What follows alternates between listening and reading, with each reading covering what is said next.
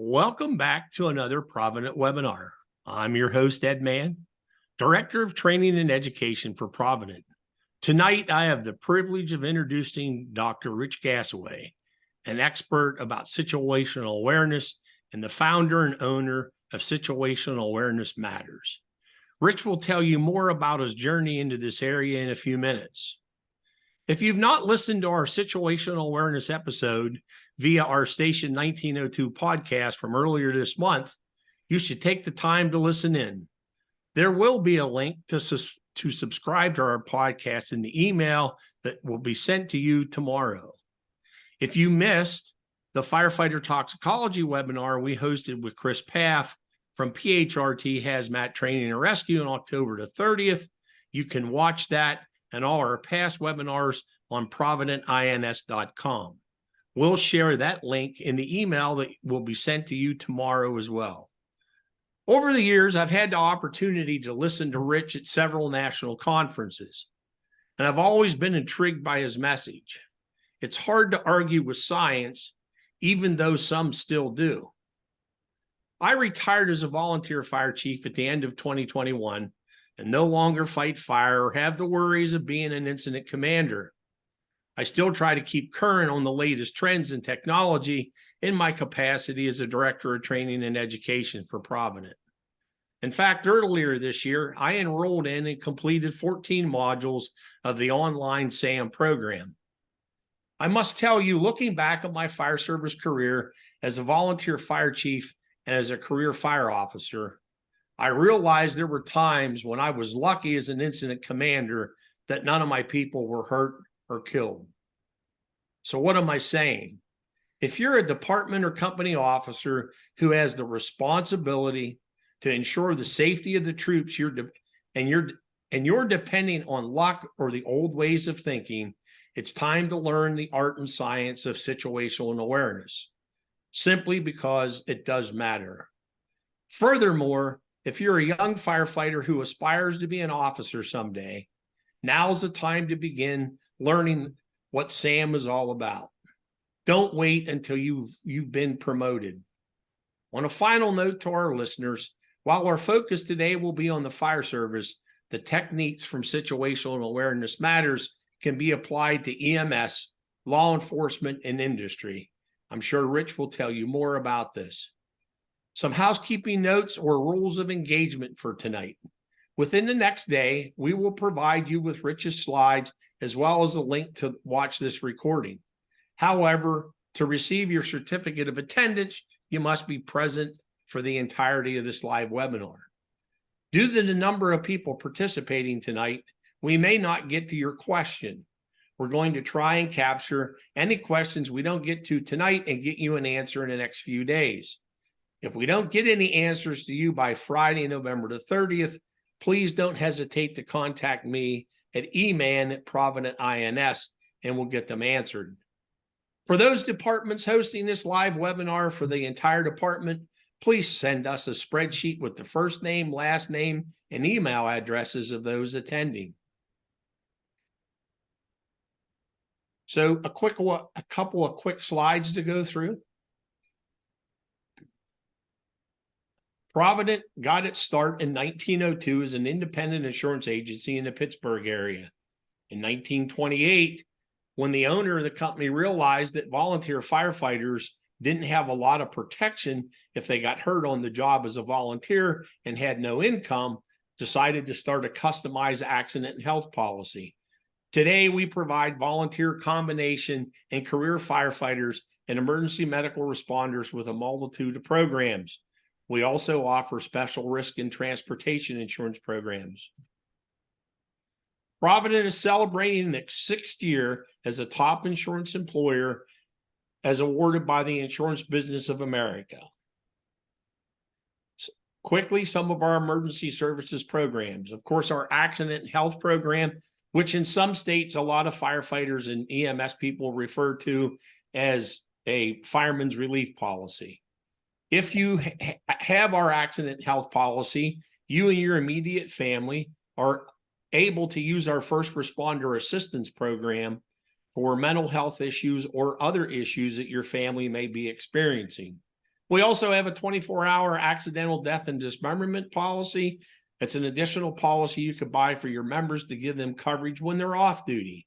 A group term life policy, a critical illness and cancer policy that actually pays a living benefit if you're diagnosed with a heart attack, stroke, renal failure, or cancer. And of course, our Fire Plus property and casualty insurance. If you're a Fire Plus property and casualty client, you are able to take advantage of our Fire Plus Academy. So tonight, without further ado, Chief, if you'll take the time and introduce yourself to our guest. And by the way, one final note, there won't be a slide deck to give to anybody tonight. Rich is just going to talk from the heart without any slides. Thanks, Ed.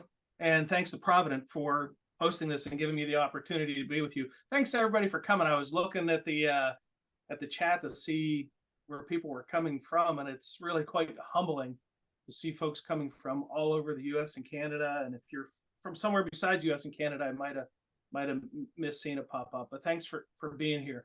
I got a lot to cover, so we're going to jump right into it. Put your seatbelts on. We're going pretty quick, but it's going to be recorded, so you can go back and watch it and rewatch it and rewatch it. And I suggest that you do, because there's going to be things that you're going to want to go back and play and hear a second time. For those who may not know me, I'm Rich Gasaway. I spent 33 years as a first responder, including 22 years as a fire ground commander. I did my PhD research in situational awareness and high-risk decision-making processes used by first responders. I've authored 7 books on the topic of situational awareness and decision-making. As Ed mentioned, I have a website, SA for situational awareness, samatters.com. There's a blog with over 400 free articles for you to use to help improve your understanding of situational awareness. I also have a podcast, SA Matters Radio on podcast players, SA Matters TV on YouTube. There's over 400 episodes there as well. And I have, as Ed mentioned, an online academy where people can enroll and take a longer version class. And when I say longer version, it's like 22 hours, but you learn a lot. You're going to get the idea. There's a lot to learn about this topic. In all parts of our lives, we're going to have to make some big decisions. And situational awareness is the foundation for that good decision making. Now, if you think about it, it's pretty logical that the better you understand a situation, the better your decision making is going to be. That's pretty obvious. But there's a weird thing going on about situational awareness, and that is you can have terrible situational awareness, horrible situation. You could have 0 situational awareness and still make a great decision. We call that lucky. And as Ed said, there was times when he was lucky. There was times when I realized I'd been lucky as a fire ground commander. And luck is not where you want to be when it comes to ensuring firefighter or first responder safety. So let's figure out a way to program out some of that luck and replace it with a skill set that can actually improve high-risk decision-making. And that skill set is situational awareness. So let's start with the definition. Situational awareness is your ability to perceive and to understand what's happening in the environment around you, while being mindful about how time is passing, because as time passes, conditions change, and as conditions change, well, so should our awareness. And then being able to accurately predict what's going to happen in the future and to be able to make those predictions in time to prevent a bad outcome. Now, buried in that massive definition are 3 key terms, the 3 components of situational awareness: perception, understanding, and prediction. So I'm going to explain how we do each of those things. How do we perceive? How do we understand? How do we make good predictions? To do that, I like to use the analogy of building a house. To build a house, you have to first have a foundation. On the foundation, you put walls, and on the walls, you put a roof. So that's how we're going to build situational awareness: foundation, walls, and roof.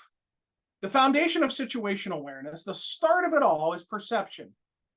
Perception is the process by which you use your five senses to gather information about what's happening in the environment around you: seeing, hearing, feeling, tasting, smelling. If you were to ask somebody, hey, do you have good situational awareness? And if that person said, yeah, I think I do. And if you said, well, how do you know? Or what do you do that ensures you have good situational awareness? Chances are that person's probably going to say something like, I pay attention. Or maybe they're going to say, I keep my head on a swivel. Or maybe they're going to say, I'm always looking up, down, and all around. Or maybe they're going to say, I actively listen to the things that are happening around me. Or maybe they're going to say, I conduct a size up before I begin my operations. If they describe their situational awareness using any of those terms, they're not wrong, but they're only describing the beginning. There are two more component parts of situational awareness beyond paying attention. So let's delve into paying attention just a little bit. How do we capture and process the things that are happening around us? We have five senses: seeing, hearing, feeling, tasting, smelling, always on, always gathering intel. But how it does it is, to me, almost like a miracle. Let's start with vision. To be able to see anything, there has to be light. In the absence of all light, in total darkness, we have no vision. So there has to be light to stimulate the nerves inside of our eyes. So light bounces off of everything. It bounces off of everything in a room, off of people. That light, as it bounces off of everything, some of that light comes into your eyes. The nerves inside of your eyes then take those rays of light and turn them into electricity and fire that electricity back into your brain. When you listen to someone or something, sound waves come into your ears. The nerves inside of your ears take the sound waves, turn them into electricity, and fire them into your brain. Everything comes into our brain as electrical impulses. There's no light in your brain. There's no sound in your brain, no taste, no smell, only electrical impulses. And the brain has the ability to take those electrical impulses, combine them with some chemistry, and allow us to see and hear and feel and taste and smell the world. The brain's a very dark and quiet place, but yet somehow we're able to see and hear and take in all those inputs. So you have those inputs from your senses traveling down 5 different highways coming into your brain. Let me take a deep breath. I'm afraid always that I make this a little more complicated than it needs to be. So let's just make it very simple. Think of it this way. Your 5 senses are all gathering up pieces to a jigsaw puzzle. That's easy. Your eyes gather some of the jigsaw puzzle pieces. Your ears gather some of the jigsaw puzzle pieces. Nose, mouth, skin that feels, all gathering up independently of each other, jigsaw puzzle pieces, and sending those jigsaw puzzle pieces into the brain, trying to reach a destination where the puzzle all gets put together so that we understand what's happening around us. Whoa, understanding, that's part 2 of the building of the house. We're not there yet. We're still on part 1, the foundation, perception. Perception, we'll get to the understanding part. Perception is perhaps the easiest part of the whole situational awareness development process. If you think about it, to be perceptive of what's happening around you, all you have to do is be conscious, alert, oriented, scanning your environment. Goodness gracious, just keep your head on a swivel, and you pretty much got the first part in the bag. Celebrate. See how easy that is? Yeah, not so fast. Hold the celebrations. We got a problem. Actually, we have 5 problems. And this is just with perception. Problem number 1. Problem number 1. Just know this. It's not always obvious or intuitive as to what you should be paying attention to. In other words, you could be all in paying attention to something that's happening off to your left. Your situational awareness about what's happening off to your left is fantastic. The problem is that which is going to harm you, maybe even kill you, isn't happening off to the left. It's happening off to the right, or above you, or behind you. But your situational awareness is focused on what is happening off to the left. And then something bad happens, and so there's a near miss or a casualty or a fatality event. And then sadly, after the fact, in will come all the critics, and in some cases investigators, who will, after the fact, make it look so obvious as to what you should have been paying attention to. You should have been doing this. You should have been doing that. And those critics and investigators, they weren't even there. They don't even know what you were doing. They don't even know the stress you were under. They don't even know what you were focused on, but they'll be quick to judge you. And that's tragic, because those people are not interested in learning. They're interested in being judges. And the judging mind can't be a learning mind. Problem number 2, just because something's interesting doesn't mean it's important. We can be attracted to things that our brain allows us to believe are interesting. Think like people that go heads down on their social media for hours. Interesting, entertaining, maybe slightly educational, depending on what you're doing there. But it's not always the most important thing. Same on incident scenes. We can go heads down on technology, or we can focus on something that we think is important, but it's actually just something that our brain says is interesting, intriguing, unique, but not necessarily the most important. So being able to sort out and know what's most important is actually a skill set. Problem number 3, you can go heads down on a task and miss the big picture. You can put your attention so tightly down to one thing that's happening in one little area that you completely miss what's happening in the other areas around you. We call that task fixation. And you can get so fixated on what you're doing that you just lose all track of everything that's happening around you, including the track of time of what is happening around you. Next problem. 2 people can look at the same thing at the same time from the same angle and see things differently. So 2 people side by side, one person's situational awareness won't necessarily and automatically align up to the next person's situational awareness. We hope that it will. And when it does, we develop something called shared situational awareness. Or in military terms, they sometimes call that a common operating picture. In the layperson's terms, we'd say we're all on the same page. Shared awareness. But there are times when we don't share awareness. And after the fact of a near miss or a casualty event, when I get the opportunity to come in and work with organizations, we'll find out that there were a lot of people on a lot of different pages of understanding. They weren't aligned. Even when you're all in, completely paying attention, you will not see, hear, and understand everything. Biologically, that's impossible. And this has to do with the capacity of our short-term memory, which turns out not to be very good. About 7 pieces of information is all that a person can take in and process in their short-term memory buffer. And after that, we start shedding information or forgetting information or prioritizing. And what our brain chooses to prioritize is not always the most important pieces of information on an emergency scene. Perception. Keeping your head on a swivel, paying attention, inputting puzzle pieces. The second part of the situational awareness development continuum, the walls of the house, so to speak, is understanding.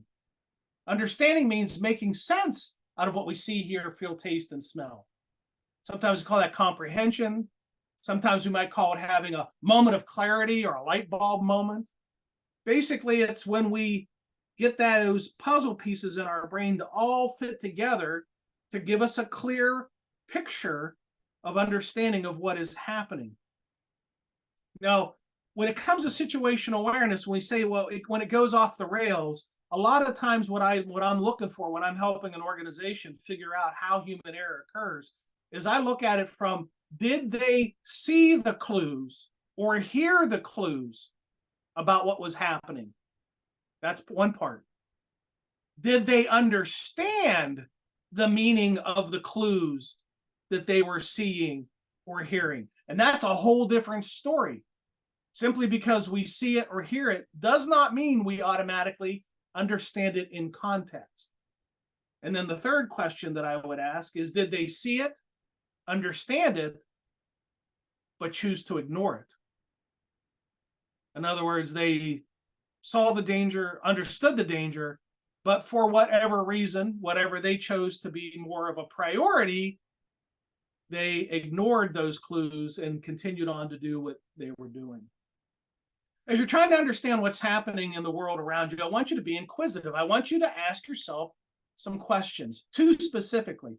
The first question, as you're trying to understand what's happening as the puzzle pieces are being put together, I want you to look at that picture in your mind of what is happening and say to yourself, what does this mean? I see it, but what's the deeper meaning of what I see? I hear it, but what's the deeper meaning of what I'm hearing? Because we want to be very careful to not get caught up just on the surface type clues or the superficial type clues, like the big things that we see, like smoke and flame, because there's other things that are happening, other clues and other indicators of things that are happening, and look at those clues and put them together and say, in the big picture, what does all this mean when it's all put together?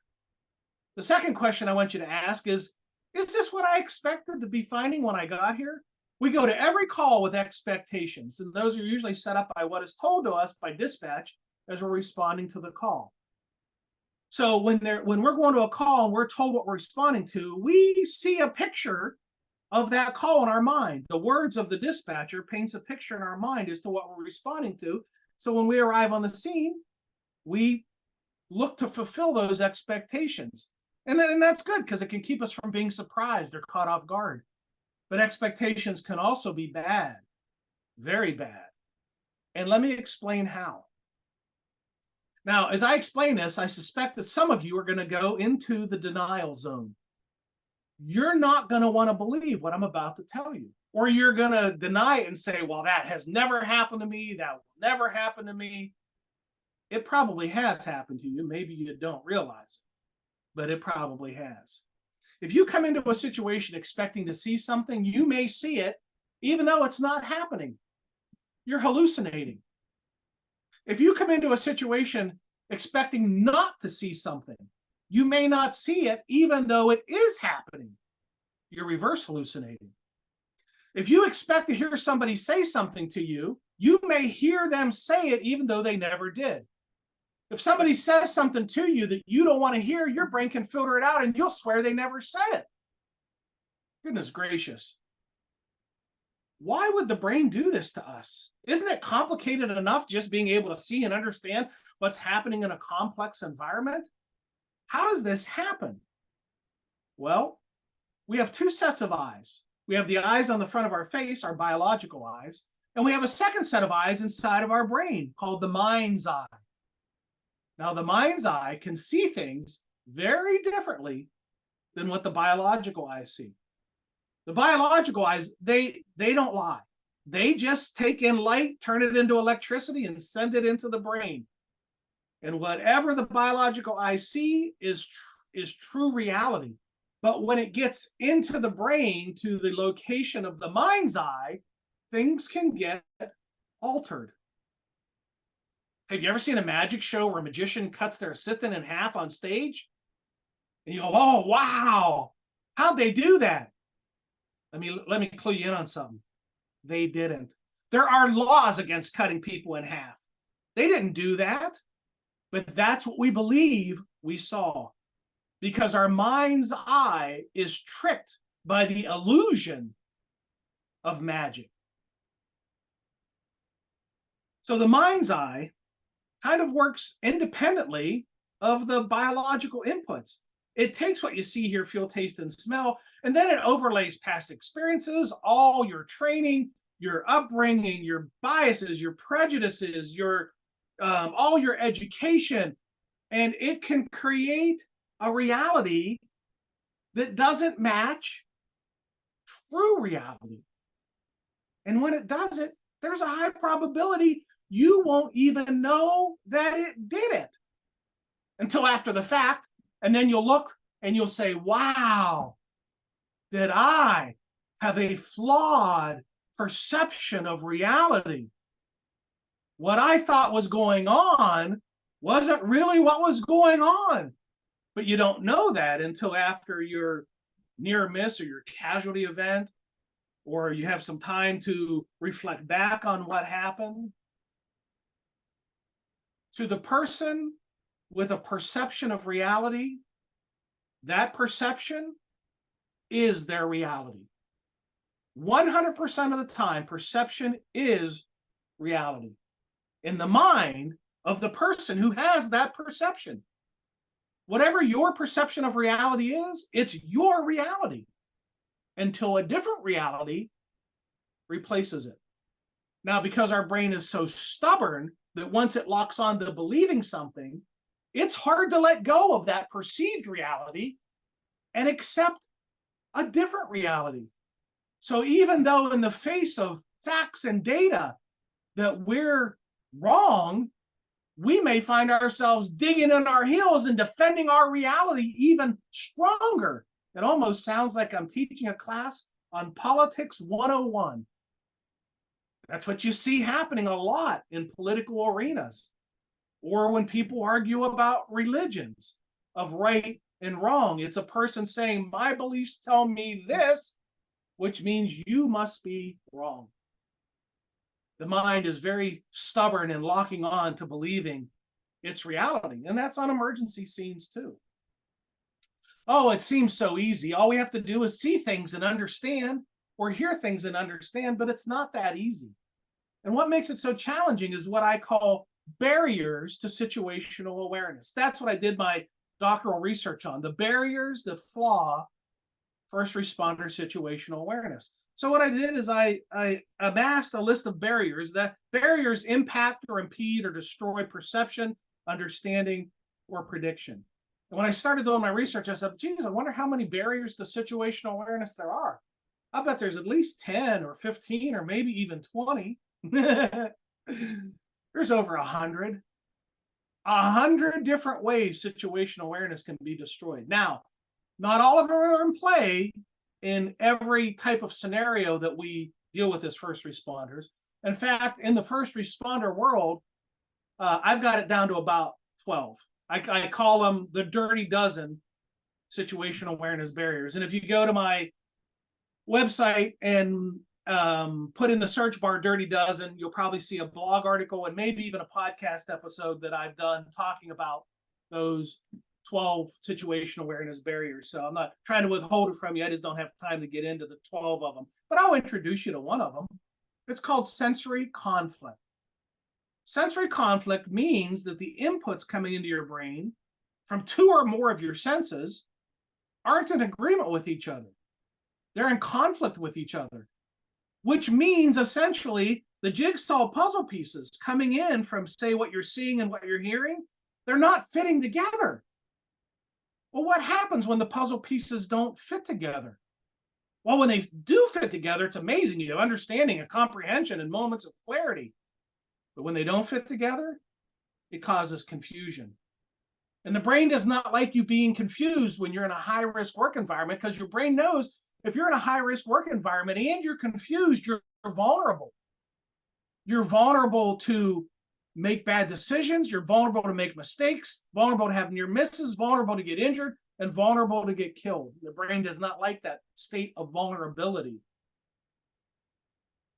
Another thing that can happen when you experience when you experience sensory conflict, is your mind can drift.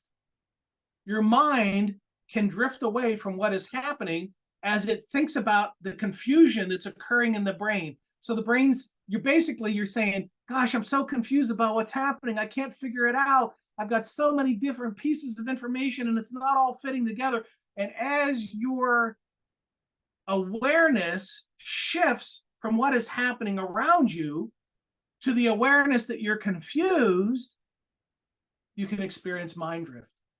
Mind drift means physically you're present, mentally you're somewhere else. The human mind will drift many times every day. Your mind might drift during this program tonight. I can't stop it, and neither can you. And when your mind drifts, your mind goes somewhere else besides where you're at, and you're no longer paying attention to what is happening around you. Now, I suspect that everybody on this program has experienced mind drift while driving a vehicle. You get in your vehicle, you drive somewhere, it takes a couple hours to get there, you arrive, you park your vehicle, and you sit there and say, geez, I don't even remember part of this trip that I just took. That's mind drift. Hands on the wheel, 12 and 2, going down the highway, maybe at the speed limit, maybe a little faster. I'm not judging, just observing.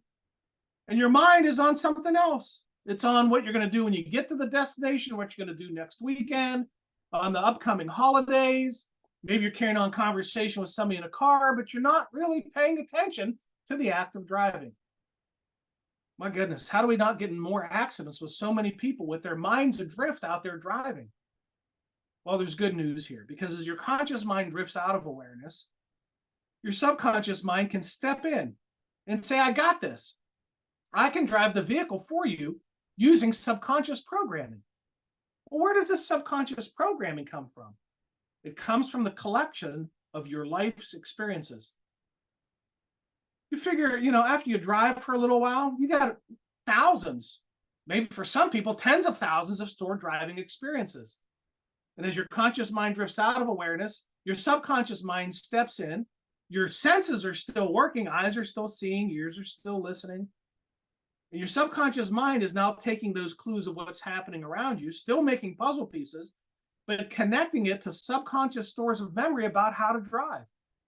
And it is your subconscious that tells you, put on the gas, push on the brake, use your turn signal, turn left or right. And it all comes from subconscious programming, acting without thinking. So where in the brain does this puzzle of understanding get assembled? There's a place in the brain called the mental sketch pad. And it's in the mental sketch pad that you think about all these puzzle pieces that come together and get formed to give you a picture of understanding. Now, here's a shocker. All the inputs from all of the senses get turned into a visual image. The words we hear get turned into pictures. The smells that we smell get turned into pictures. The things we taste in our brain get turned into pictures that help us to understand what it is that we're tasting. And of course, what we see gets turned into pictures as well. So you have all these visual puzzle pieces that all get assembled into one coherent picture that is then snapshotted, that picture snapshotted, and sent into memory to search your long-term memory database to try to find solutions to the problem that you're facing. Now, this long-term memory search turns out to be a pretty big search because long-term memory is huge. The capacity of the average person's long-term memory is estimated to be 10 times all the information stored on the internet. Imagine it. The entire internet times 10 is your long-term memory capacity. Accessing that information, that's a whole other issue. The average person can only consciously access about 5% of their long-term memory database, which means 95% of everything you've ever learned or experienced in life resides in the subconscious at some place you can't readily access. Now, there are things that can take something out of subconscious and temporarily pop it up into consciousness. Like if I said, do you remember the name of your first grade teacher? And presuming that you can, and presuming that maybe you've been out of school for 20 or more years, all of a sudden the name of your first grade teacher pops up into your mind, comes from the subconscious, but if not asked about it, it's probably not a name you've thought of for years, and maybe never will again for another 20 years unless you're asked about it, or you have some flashbulb moment that makes you think back to your first grade experience. The picture on the sketch pad is screenshotted, sent into memory to search the long-term memory database, looking for solutions to the problem. If it finds a solution that's part of that big 95% subconscious memory database, it can trigger the sixth sense. The sixth sense is the only sense that resides inside your brain and sends information outward. The other 5 senses are all on the outside of the brain and sends information inward. The sixth sense works in the opposite fashion of the other five senses. And that sixth sense on the inside of your brain, it has a name. We call it intuition. Now, the definition of intuition is strange. Intuition means knowing without knowing how you know. What? How do you know if you don't know how you know? Well, intuition does not come to us as facts and data. When facts and data come into our mind, that's conscious memory recall. That's not what we're talking about here. We're talking about subconscious memory recall. Intuition comes to us as a feeling, the feeling of knowledge. Now, some of you have probably experienced the feeling of knowledge. I'll give you 3 examples of how you can experience the feeling of knowledge, intuition. You might have the hair stand up on the back of your neck. Maybe at the same time, goosebumps go down your arms, your spidey senses start to tingle, and all of a sudden you're on a heightened vigilance for the things that are happening around you. That's your subconscious saying, there's something happening that you should be aware of because I, your subconscious, are concerned for your well-being. And I'm going to trigger this visceral response to get your attention. You might have voices in your head start to talk to you. We all have a voice in our head that we talk to and it talks to us. You're not strange if you know that you talk to yourself. Just maybe don't do it out loud in public places because then people do look at you like you're strange. But we all got the internal voice. And when intuition's internal voice starts talking to you, it might say things that are trying to give you good counsel, good advice, like, hey, I don't think this is a good idea. Hey, I don't think we should be here right now. Hey, I think maybe we should be leaving. Or maybe if there's urgency, your internal voice might say, run or duck, trying to alert you to danger. The most common form of intuition, though, is neither of those, but rather the gut feeling, that knotted up, squeezed up feeling in our gut that something isn't right. Where does that come from?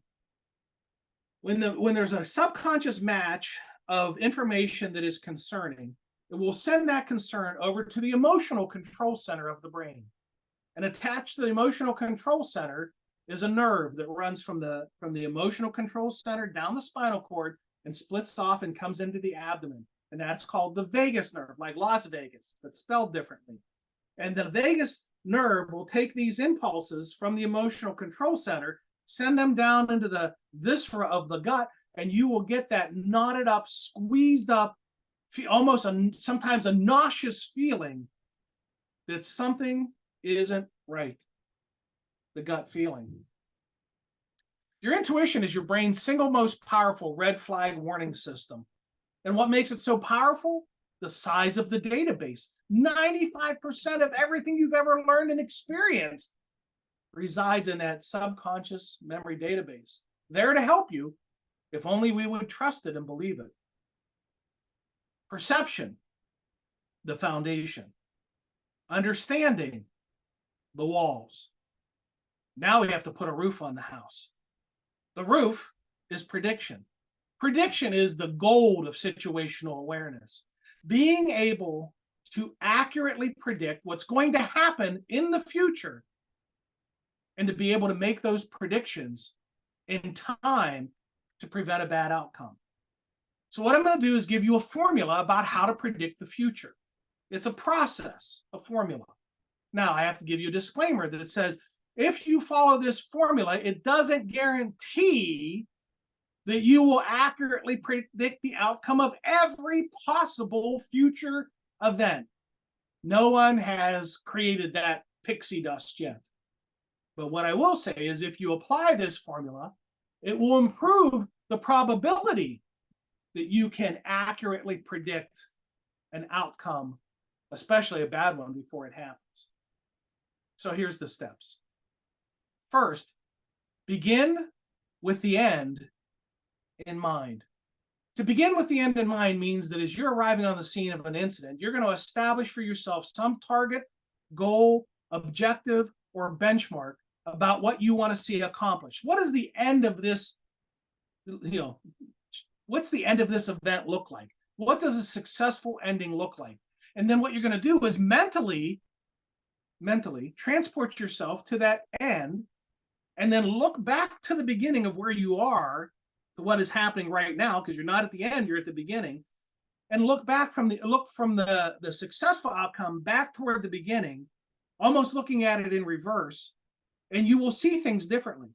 You will see roadblocks and pitfalls and potholes and things that can impede you from getting from where you are to where you need to be. Now, I did not invent this concept. Begin with the end in mind actually comes from the person who wrote the #1 best-selling business book all-time worldwide, Dr. Stephen Covey. And the name of the book is The 7 Habits of Highly Effective People, where he studied what is it that makes people so effective. One of the things of the 7 habits, begin with the end in mind. It truly does help you to get a different view of the problem that you're dealing with. Now, as you're beginning with the end in mind, there's going to be distractions and barriers on the front end of an incident. There's a lot happening. It's not, very rarely will you show up at an incident of consequence and things are calm and quiet and collected. There's usually a lot of chaos and mayhem, and there's going to be distractions and interruptions. Distractions are things that draw your attention away unintentionally, like a loud noise or an explosion or a scream or an air horn. Interruptions occur when somebody tries to get your attention on purpose. Somebody calls you on a radio. Somebody comes up to talk to you. Anytime you're distracted or interrupted, your attention is drawn off the task, and you're at risk of having your awareness impacted because your attention is off the task. As you're trying to predict the future, I want you to ask yourself, where is this event, whatever that event that you're dealing with, where is this event headed if I didn't do anything but watch? Now, I'm not advocating for you that be a strategy, that you show up on any emergency and just stand there and watch it. That would be pretty bad advice. And that's not the advice. When I say to ask yourself, what would happen if I didn't do anything but watch? Not a strategy, it's a mindset. That question forces your thinking into the future. It forces you to think about what's going to happen 2 minutes from now, 5 minutes from now, 10 minutes from now. If I did nothing to intervene, what would be the outcome of this? How would things progress? How would things get worse as a result of me not doing anything to intervene? So let me give you an example. It's like a house fire. Asking yourself, what would happen if you're first in on a house fire? And just think of like a regular size room and contents residential dwelling fire, like 3 bedrooms, a bathroom, a kitchen, a living room, maybe a basement, depending on where you're from, and a 1-car attached garage. So not a McMansion and not a tiny home. If you pull up on a scene of that and you don't do anything but watch, you're probably going to observe 2 things that happen. Again, you're not going to do anything but watch. On the presumption that this didn't happen before you arrived, one of the things you'll probably observe is a flashover. Heat up of contents in a space that causes other things to off gas, as they begin to decompose, they give off gases. The gases are smoke, the smoke is fuel. The fuel gets an introduction of oxygen, and you have a flashover event. If you continue to watch after that and didn't do anything, the fire would spread from room to room, and you would eventually observe a collapse. Predictable. So what we have to be able to do is figure out on the timeline when this is going to happen. What are the clues and cues, the puzzle pieces, the indicators of a potential flashover?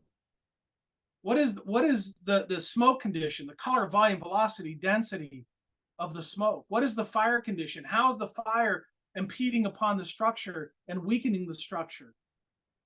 How much time do we have? Now I'm getting a little bit ahead of myself here, so I want to not get too far ahead. Ask yourself, how long is it going to take?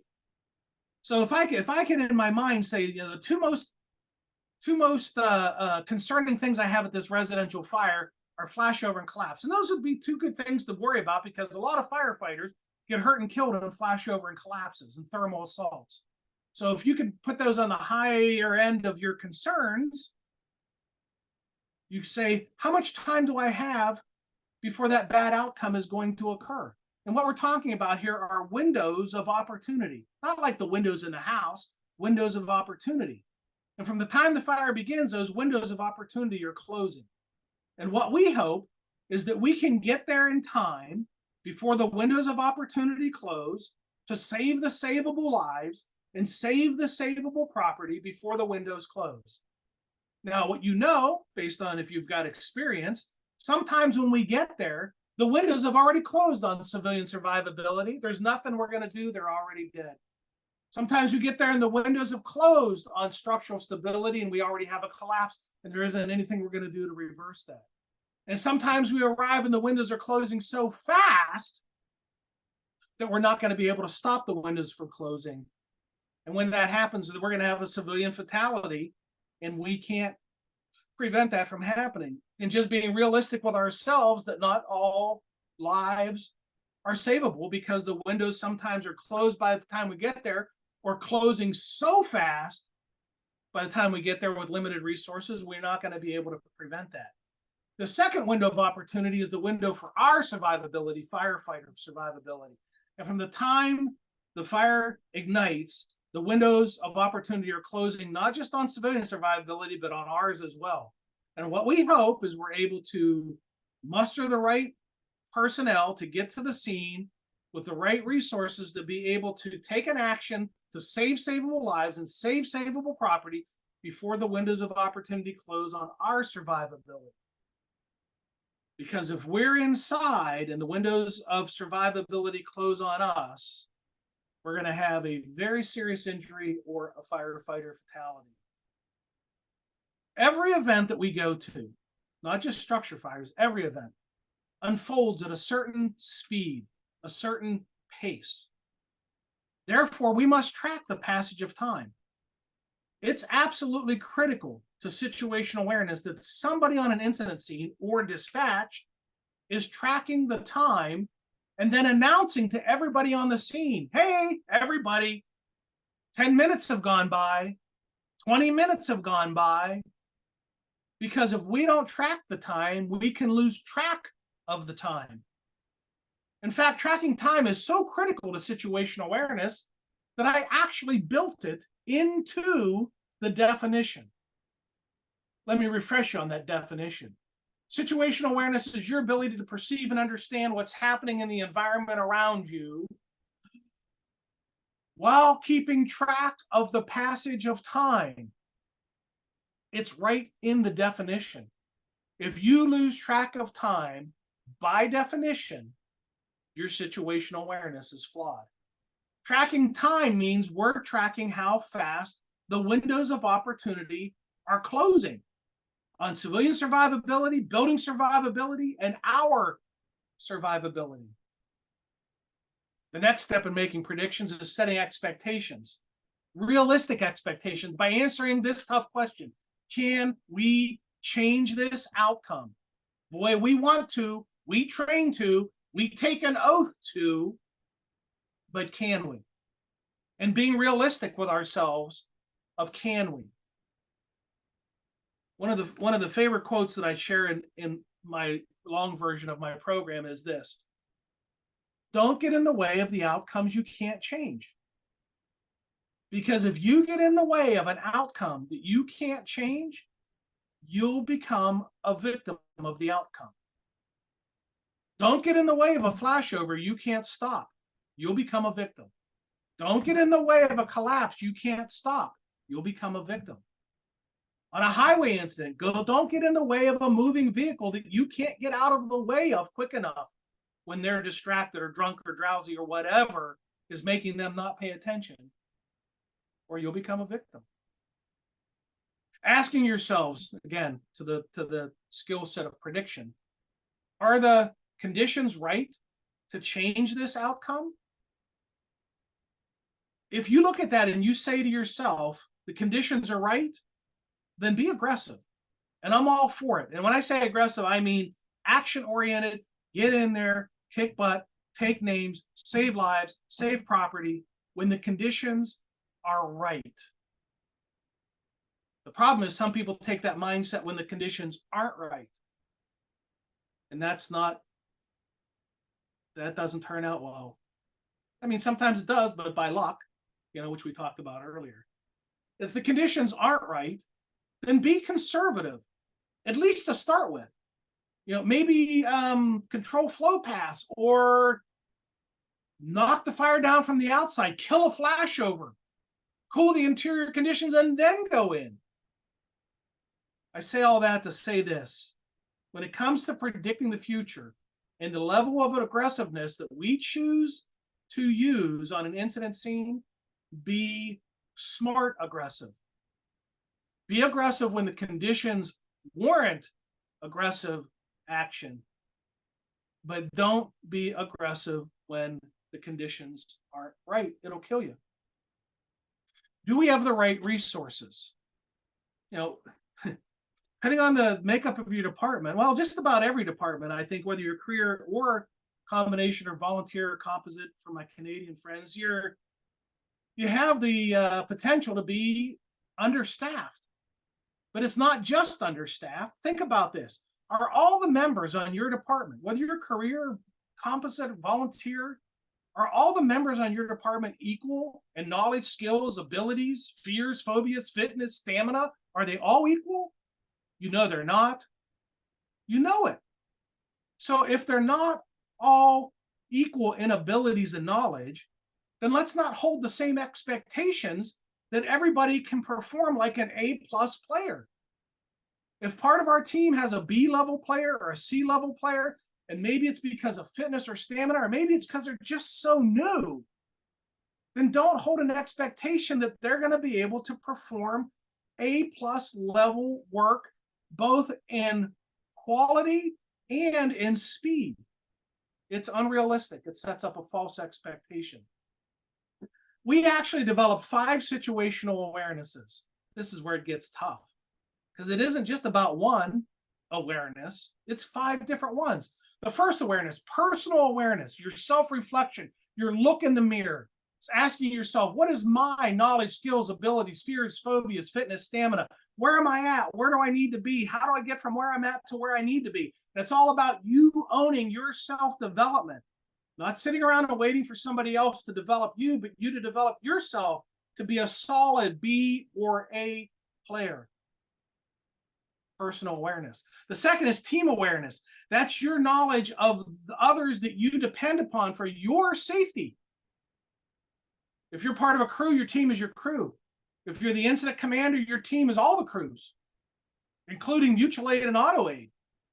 And knowing something about those teams' abilities and limitations.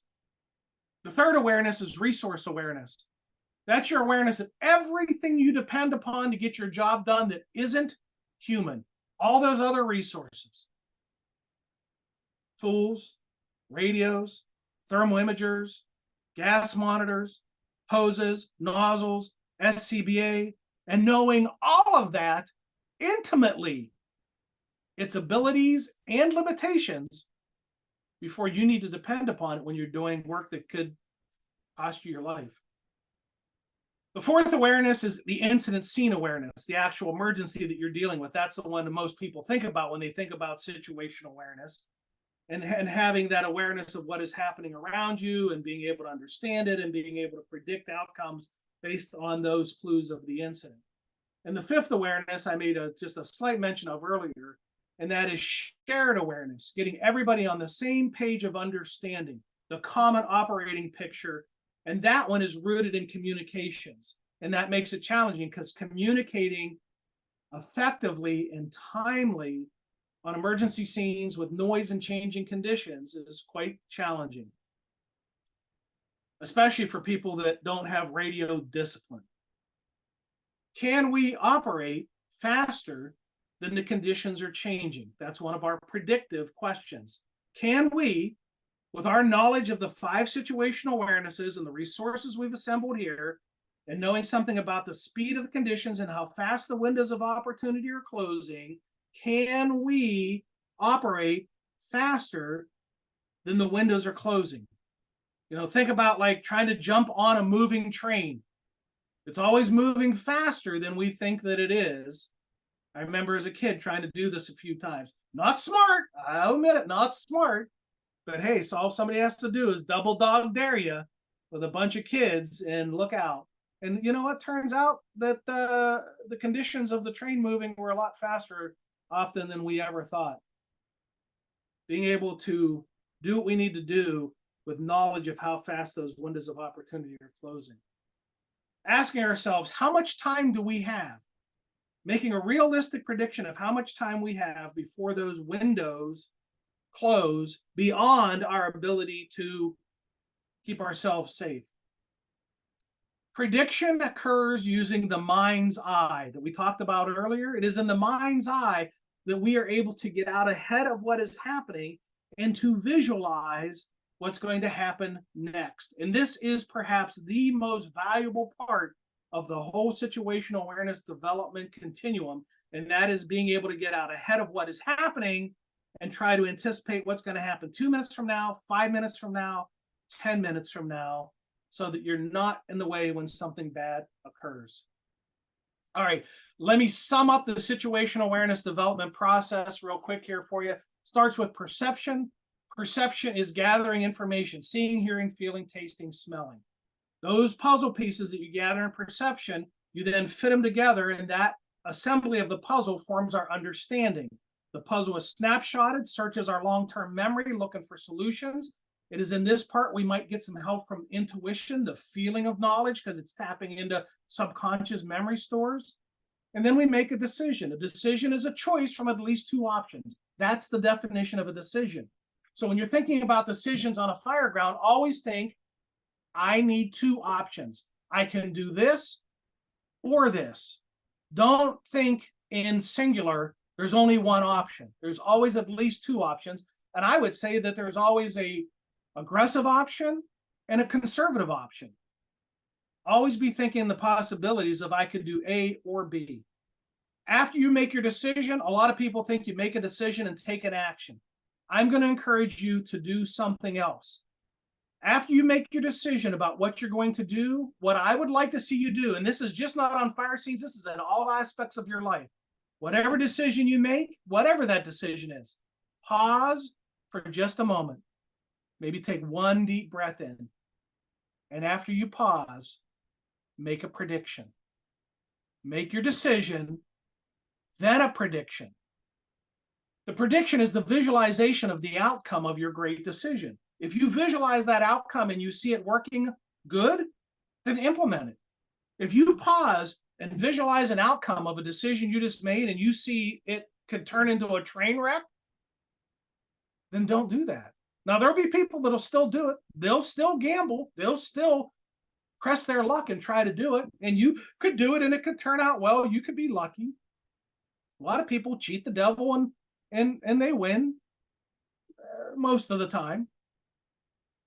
If your predicted outcome is good, implement it. If your predicted outcome is bad, then think of an alternative action and then predict that until you get one that you believe is going to work for you, and then implement that one. So that in just about 60 minutes, I don't know how I did here, Ed, but I think we're just about maybe at the 1 hour mark. How'd I do? You're right on target, Rich.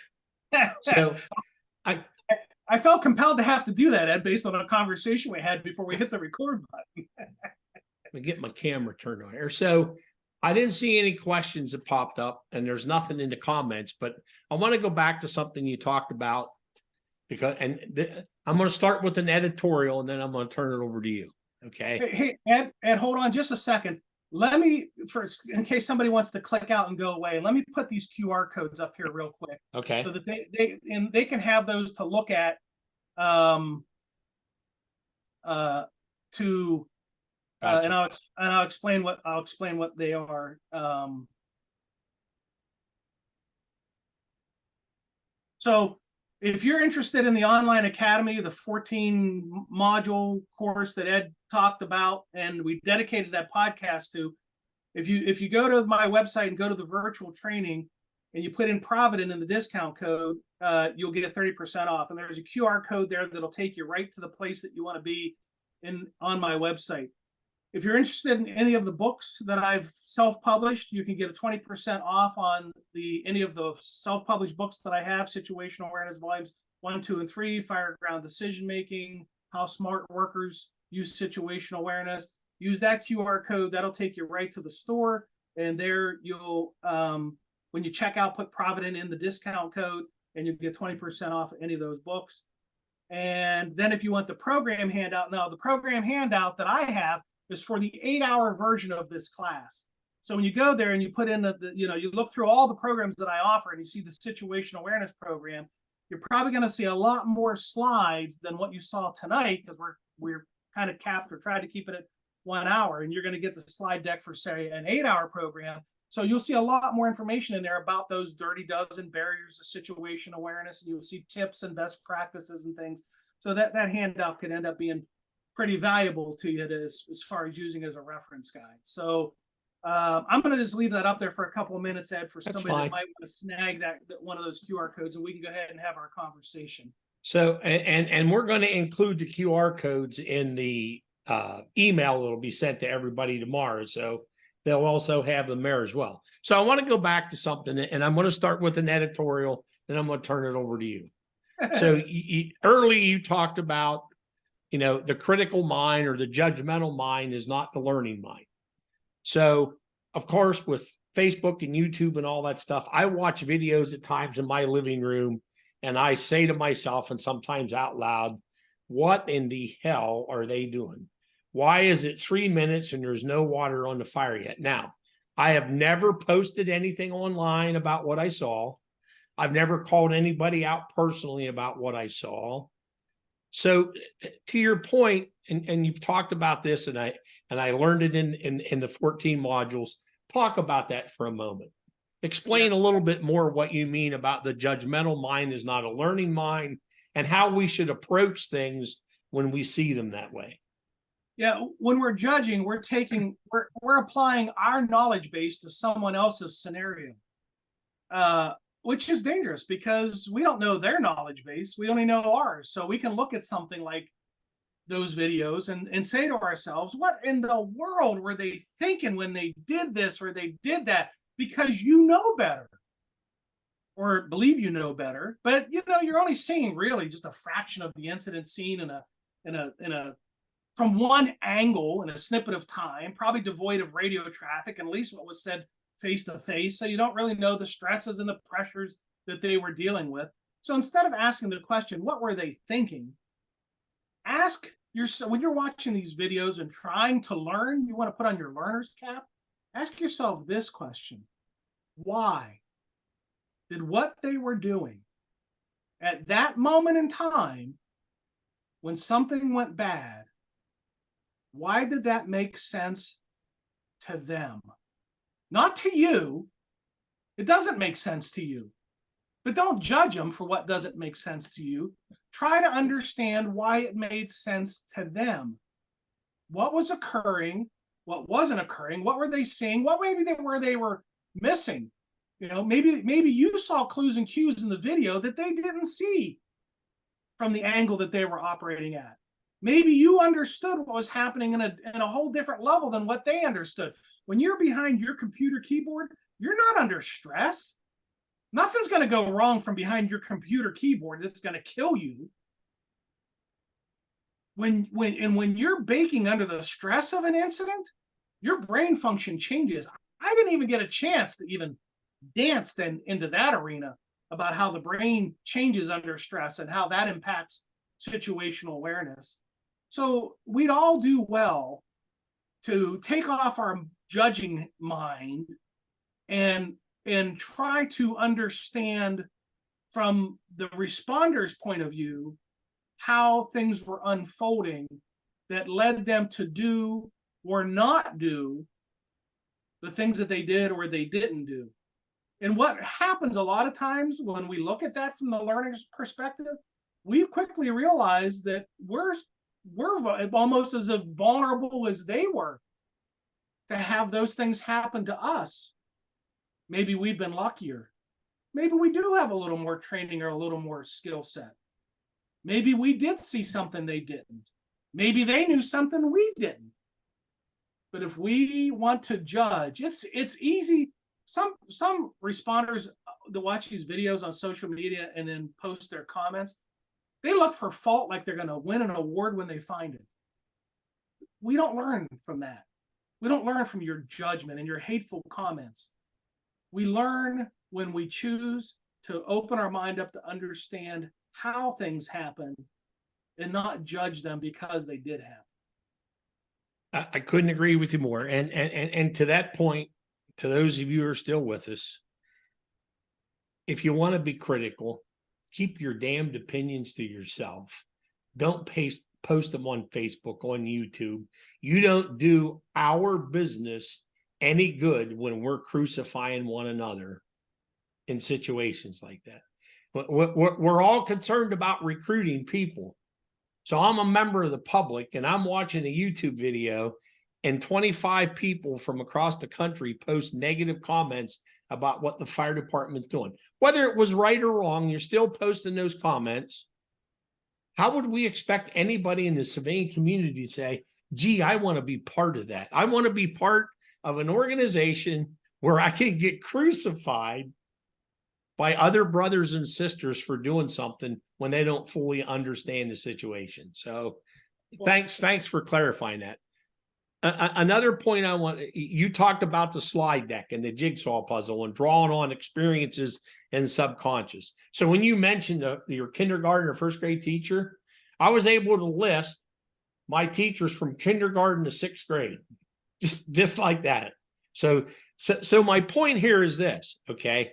We're seeing, so our firefighters are getting hurt and injured most of the time at structure fires.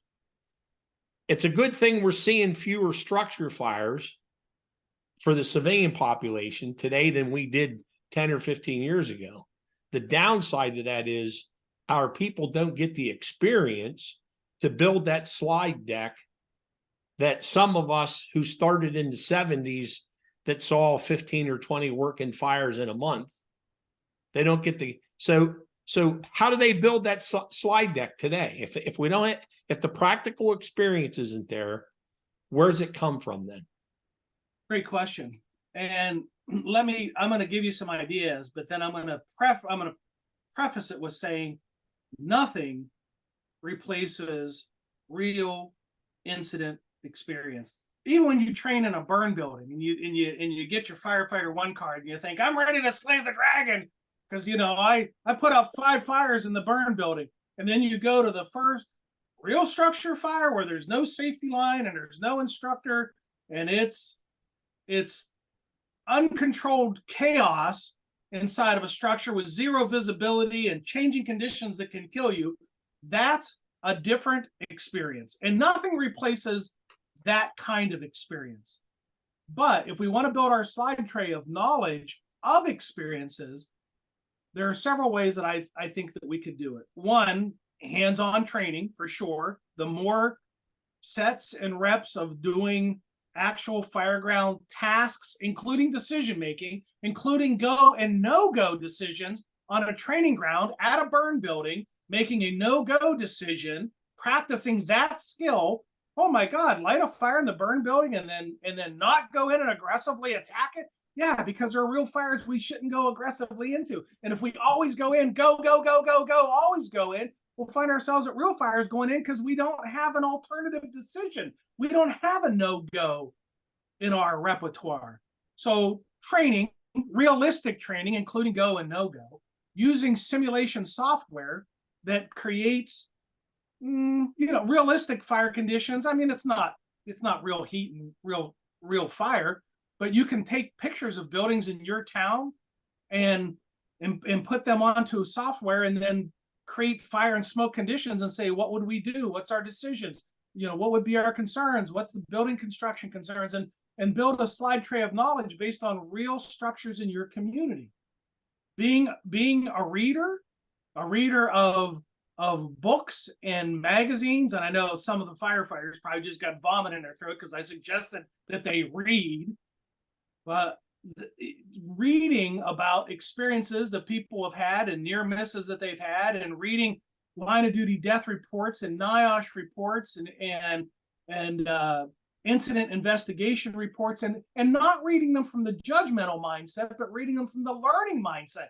What is there for me to learn about what happened here? A firefighter died. What can I learn about how not to have that happen to me if I find myself in a similar circumstance? And then I think also, Ed, there's a lot to be said about storytelling.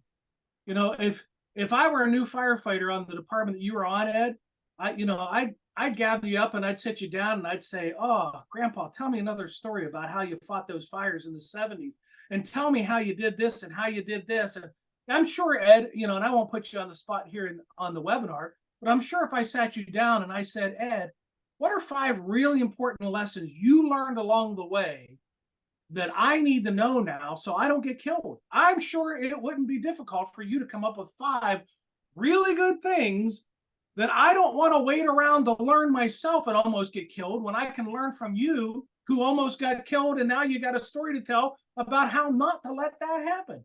So to use the lived experiences of our more experienced members who were around when a lot more stuff was burning, and have them be teachers, and to listen attentively and to seek their advice and counsel about what they learned along the way. You look at Ed, you look at me, we got gray hair, or in my case, no hair. Along with that comes some experience, and use that and learn from those people who've had those experiences. And if they're good teachers, they'll tell you about the mistakes they made. So there's, I don't know, 4 or 5 right there ways to put slides into the slide tray. All right. I don't see any questions in the Q&A, and nothing popped up in the chat. Do you have any final thoughts before we move on to the exit tonight, Rich? No, I think everything I need to say that I wanted to say tonight was said. Okay. I would just encourage your viewers and listeners to visit the website and use the free resources on the website, the blogs, the podcast, because there's just, this is a big topic. There's a lot to learn about this. It isn't just pay attention, keep your head on a swivel, and have somebody watch your 6. If it were that simple, we wouldn't have firefighters getting hurt and killed and having situational awareness flawed, being implicated as contributing factors. It's complicated, but if you're willing to go on the journey, I'll teach you everything you need to know. Just visit the website and read the articles. Clyde Wilhelm wants me to end with a funny story, and I'm not going to tonight, Clyde. Oh, no. So, but I will say this. I'm going to make an editorial statement here. I'm telling you, at the end of 2021, I quit chasing fire. But this year, I took the 14 modules of the SAM program. And I'm telling you, people online, you have the opportunity to sit in the comfort of your own home at your own pace and take each one of those modules, and take good notes so you can go back through and look at your notes. You'll be amazed at what you thought you knew that you really didn't know. That's the truth. And I was amazed as I was learning it too, Ed. So I'm rowed the same boat that those that are learning it for the first time, because I learned it too. Well, and I think the fire service needs to kind of tip our hat to you for taking the time to do the research that you've done over the years, to dive into this as deeply as you have, because it certainly added a new dimension, if you will, to some of the things we need to pay attention to. So I want to thank you for an extremely informative presentation. I'm hopeful our listeners will take advantage of the information you shared this evening. To our audience, please visit www.sammatters.com for more information about the training that Rich has to offer. And again, those links will be in the email that you receive tomorrow. If you have any questions or need additional resources from today, or you have an idea for a future webinar, please email us at info@providentins.com. We'll get back to you as soon as we can. I want to remind our audience there'll be a short survey we would like you to complete. Keep an eye open in your email from me that will give you your certificate of attendance attached for tonight's webinar. Again, tonight's episode will be uploaded to providentins.com, and you'll receive that link in the email within the next day. This is our last webinar for 2023. Please keep your eyes open for advertisements when we begin again in January of 2024. Please be safe and enjoy the holiday season, and stay safe for your family's sakes. Good night.